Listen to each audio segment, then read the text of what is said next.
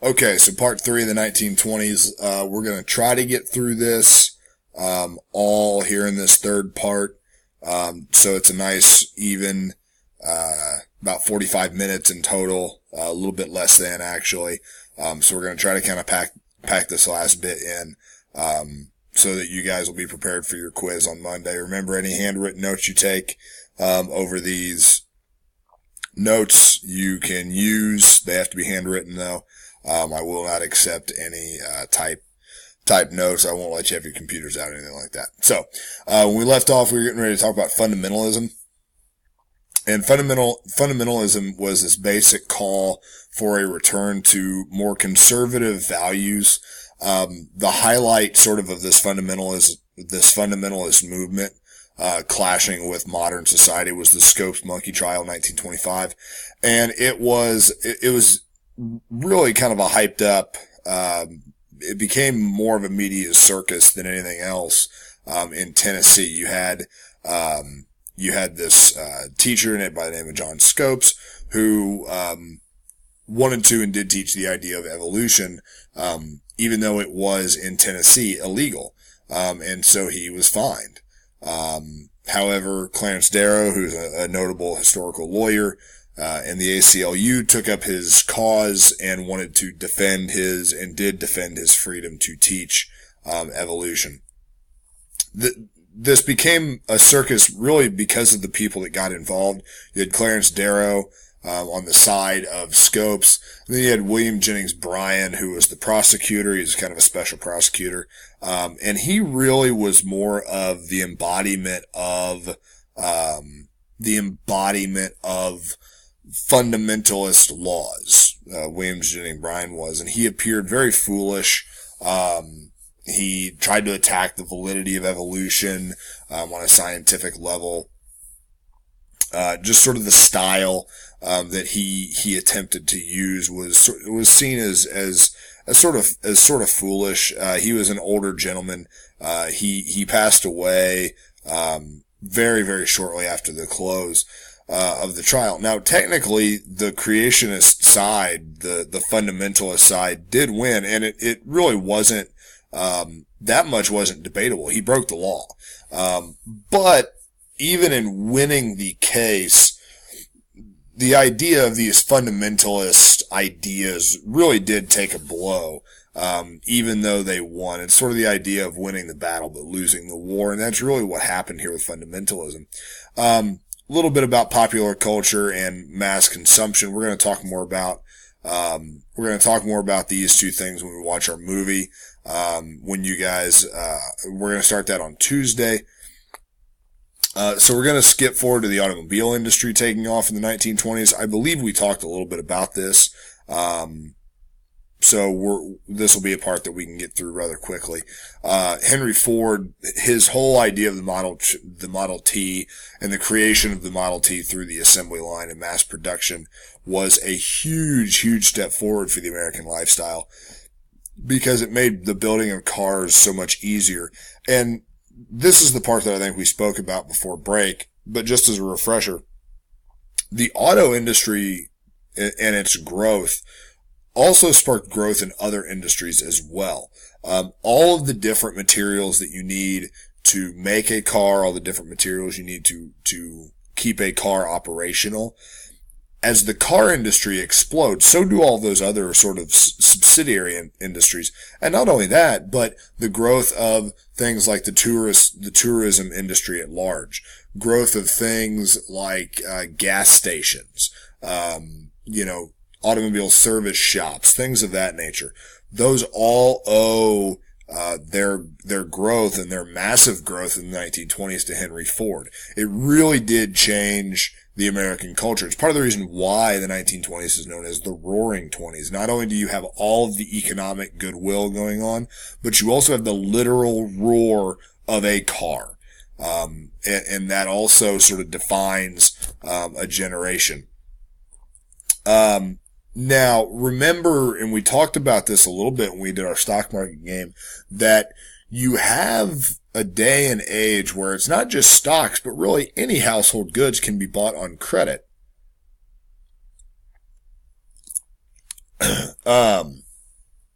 things like radios become very popular. The picture there on the bottom right, that is the RCA, what has become known as the RCA logo. And a lot of these goods are rather expensive, and even if they're not expensive, you can buy them on credit or what's called installment buying, which is very, very similar to credit. You're just taking a line of credit essentially through whoever the retailer is. And what this does is it sort of inflates the American sense. The 1920s is where you really see the roots of that idea of keeping up with the Joneses. We're really going to get into this in the 1950s, but you're going to see a lot of people who are going to buy goods on credit, simply because they can and because they see other people with them and they think, well, if they can have them, why not me? Some of the other cultural, things that we're going to see is the rise of things like, the flapper, this is a rather popular, picture of the style of dress of women at this time. Up until this point, women, you would not have seen women wear, anything beyond a dress that would have been all the way down to the ankles. The showing of the ankles would have been considered sort of culturally and socially, taboo.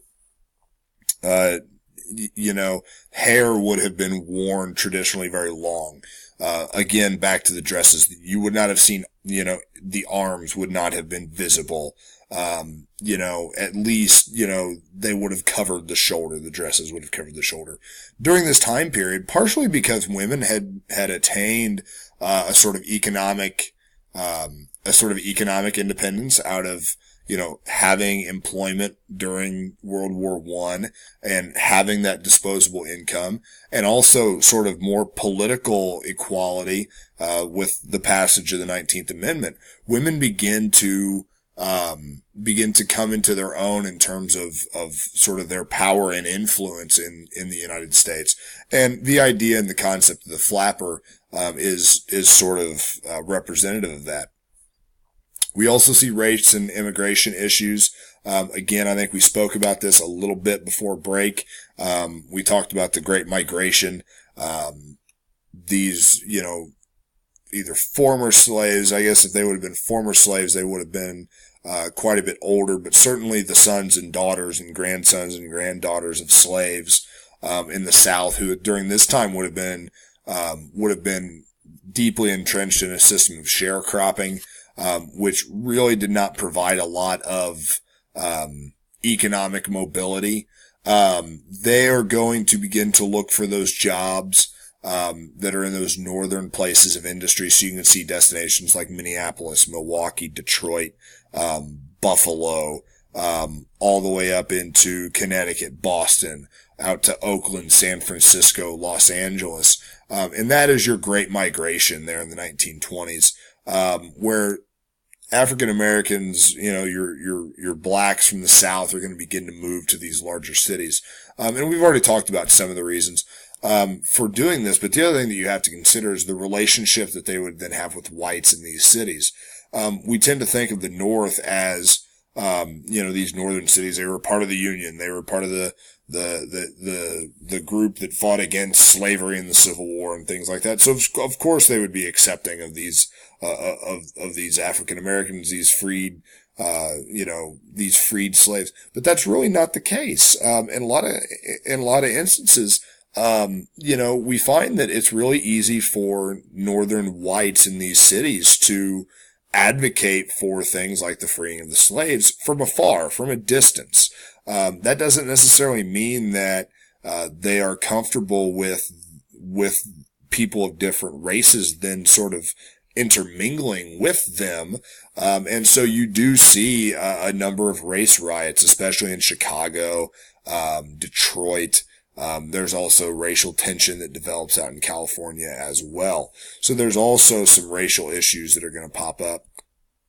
Now, out of these racial issues, you get things like the NAACP, whose goal is the advancement of colored people.